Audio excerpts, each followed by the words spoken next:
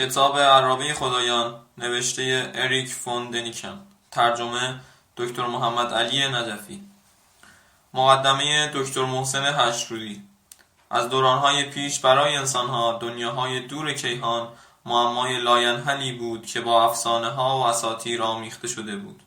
بعضی از امور و حوادث روی زمین را که توضیح و تفسیر علمی منطبق با پیشرفت عصر نداشته است، به گشت و گذار این کیهانیان مربوط می‌دانستند.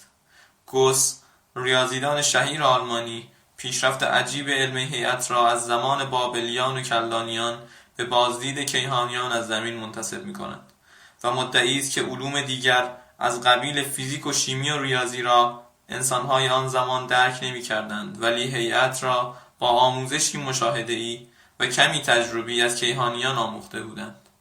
جاناتان سویفت، مؤلف مسافرت‌های گالیور، در مقدمه این کتاب از 2 ماه مریخ صحبت می‌کند، در صورتی که ماه‌های مریخ در آن زمان هنوز کشف نشده بود. ظاهراً از این ماه‌ها سینه به سینه از انسان‌های قدیم نقل شده بود و به دوران سویفت رسیده است. در نیمه 1957 که اولین قمر مصنوعی در مدار قرار گرفت و سپس انسان بر روی ماه پا نهاد و قمر مصنوعی به سوی مریخ و زهره فرستاده شد، فکر گذار کیهانیان در دورانهای قبل قوت گرفت. چه اگر انسان سیاره خود را ترک می‌کند، آنان نیز بایستی به این کار توفیق یافته باشند. کتاب حاضر شرح امور و حوادث و پیشامدها و افسانه‌ها و اساطیری است که گذار کیهانیان را بر روی زمین امری ممکن می‌سازد. نویسنده این آثار در فصول مختلف کتاب بحث کرده است و مترجم دانشمند جناب دکتر نجفی با قلمی شیوا و با امانت محتوا کتاب را به فارسی برگرداندند و برای تشخیص ذهن جوانان و جویندگان و دانشطلبان کمک کار آمد بزرگی است تا امیدواریم زحمت مترجم مأجور و مورد عنایت طالبین قرار گرفته باشد. دکتر محسن هشترودی، 10 اسفند 1351. مقدمه مترجم. دیگر افسانه‌ها زایده خیال محض آدمی تلقی نمی‌شوند. افسانه‌ها را بیشتر از نظر علمی و با دید فضایی باید بررسی کرد تا از نظرگاه هنر، زیرا افسانه‌ها باقی مانده وقایع و روابط تاریخی دوردست این سیاره با سایر عوامل سماوی است. از زمانی که ترجمه فارسی این کتاب برای نخستین بار چاپ شد 10 سال می‌گذرد. درباره این دید و نظریه و یا شاید برداشت 10 کتاب و مقاله چاپ شده است. دید انسان فعلی دیدی است کیهانی، گرچه هنوز به زمین میخکوب است، ولی نخستین پله را در رسیدن به کره ماه طی کرده و به مریخ و زهره نیز لابراتوار و نامه فرستاده است. زمین عضوی از هزاران اعضای خانواده کیهانی است و به قول سیر فرد هویل در کتاب بشر و کهکشان‌ها، همه ما با دفترچه راهنمای تلفن آشنا هستیم.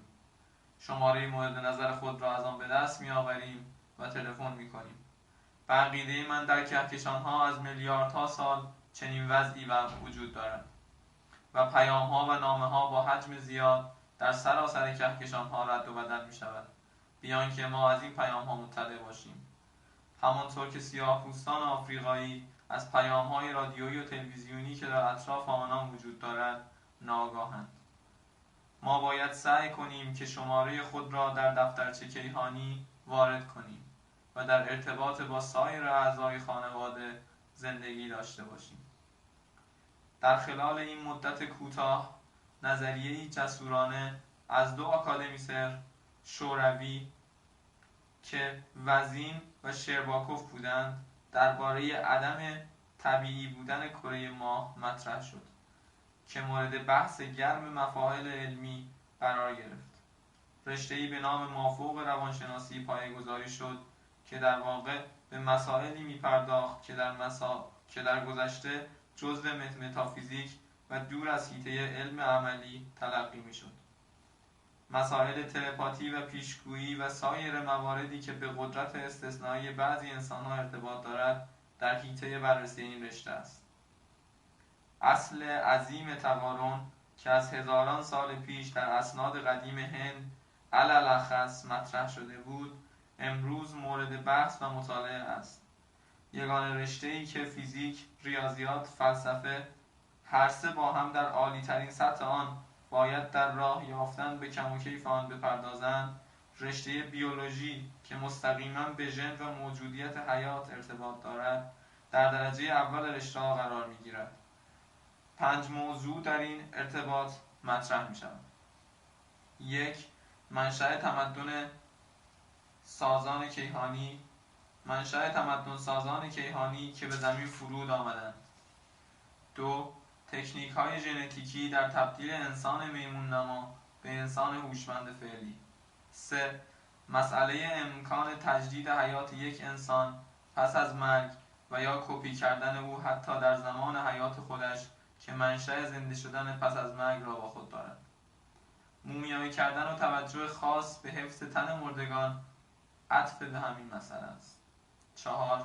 تفسیر ده‌ها آثار و نشانه‌های باستانی و علمی که دال بر این نکته است که کره خاکی ما با رازهایی بس شگفت آشنایی داشته است و ماجراهایی را به خود دیده است. 5. مسائل مربوط به ارتباطات تلپاتی و پدیده‌های غیر قابل توجیه به علت ندرت و استثنایی بودن آن. هر کدام از مقوله‌های بالا آرشیوهای علمی و متخصصان خود را دارد و به تدریج پیشرفت دانش‌ها بسیاری از معمای دیروز را بر عرشه روشنایی قرار خواهد داد و معمای لاینحل و نامعقول دیروز پدیده‌ای از واقعیت دانش فردا قرار خواهد گرفت. نظریات قرن 19 در بیولوژی به عنوان تفسیرهایی از گذشته به فراموشی سپرده شده.